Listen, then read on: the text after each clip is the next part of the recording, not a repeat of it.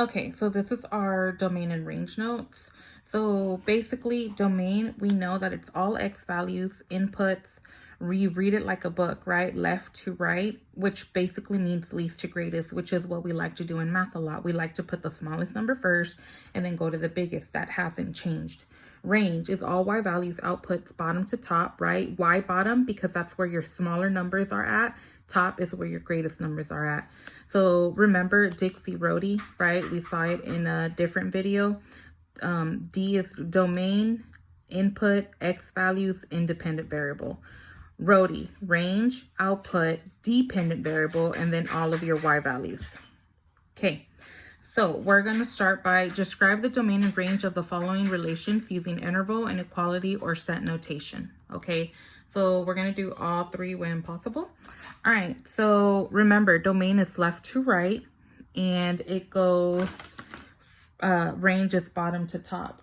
So what you're doing essentially is that you're trying to put a border, right? So left to right, so you can see I drew a left border here, right, at -5. And I know that because it's left, which is domain. So we're looking at the X value. So from -5 to 10. So that's what we have. So we have X because it's domain. At the -5, we have an equal to. So I have to have the equal to. And at the 10, I have an open circle. So not inclusive. Then we wrote it in set notation. Literally looks the exact same, but with your curly brackets and your fanciness over here. And then interval. Again, if you notice, we have the exact same numbers in the exact same order. -5 is inclusive, so we used a bracket. And at 10, it's open, so we used a parentheses. For the range, we have from -4 to 6. And we can see that at the -4, this bottom bound, right? We want the Y value, so which is -4. And at the very top, we do not use this point because if we were to draw a line going across here, then it would cut the graph, right? So we can't use that border. So we would want this one, and that number would be 6, which is what we used over here. So -4 to 6. Okay, so for example 2. As you can see, I only have one border drawn. Well, why is that? If I try to draw a border on the left, I'm trying to see if I can find something, right? So if I try to draw, a border on the left, right, we have an arrow. So that means that that arrow is always going to keep crossing my border wherever I draw it, right? I'm just going to keep crossing it. So you can only have a border if there's something to stop, right? Over here in example 1, we can see that there's no arrows. So I can clearly contain this graph in 4 walls. This one right here, however, to the left and the right, I have arrows on both sides. So it goes from -infinity to infinity, right? And remember, we can't contain infinity, so it's not inclusive. Now, at the bottom, same thing. I can't contain it because arrows are also going down. So there's no border at the bottom. But at the top, it's the only border I drew, which is at range top, right? This is my top border, top border. So I'm going to use Y. So 5. So from -infinity to 5, remember your smaller number has to go first, bottom to top, right? Your bottom is -infinity. You wrote that first. Your top is 5. So I wrote down 5. Okay. For example 3, for this one, right, we just have our X and our Y values. We have a table. So there's no borders, right? I'm just giving you the straight numbers. So this would be a discrete example, right? So I'm just going to have inequality notation, I guess. It's really just 4, 6, 8, 10. There's no inequality notation, actually, right? We're just listing it.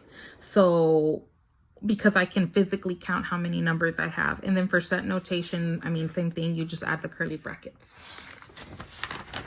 Okay. So on the back, again, we have another discrete example, right? Example 4. We just have 3 dots and we just break it up. So for the domain, we have our X values, right? So this is X, X, X. So -4 is 0, 6.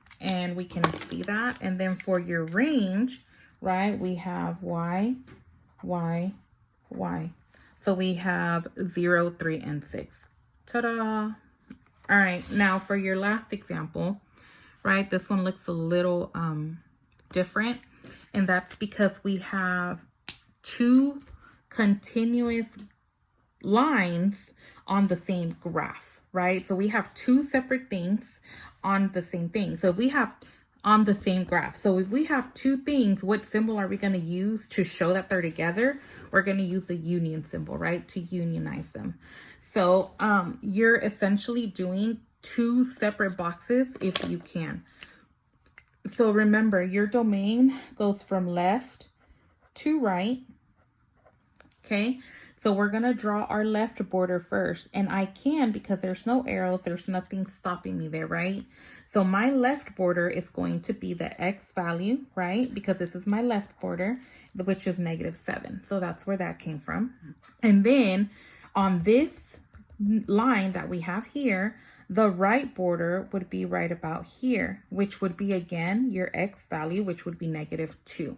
So that's where that came from, right? So that's my left and right border of the first chunk. Now I'm going to unionize it with my other graph. Well, over here, I can draw a left border, right, on this side. Oh, I forgot to write right. Okay, I can draw my left border at 7, which is what you see here, but then we have a positive infinity, right? So then, so X is just greater than 7 because it's going to the right, and we know that towards the right, it's our bigger numbers. So that would be your domain. So two separate things, and we just unionize them. Okay, now for your range, same thing. So we're going to have a bottom right here. And that number, right, that's your bottom border. So the bottom Y value is at -5, which is exactly what we have over here, -5. And then at the top, right, we would have this top border at this Y value, which would be 2, which is exactly what we have here. Now, on this second part of the piecewise function we have here, there is no top border, right? Because it's going to positive infinity. So since it's going to positive infinity, we don't really, we can't bound it.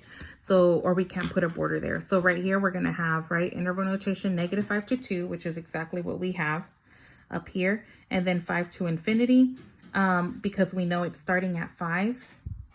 And then it's going to go up to infinity. And both of them are open because that's open. This is open, that's closed, and we match that up.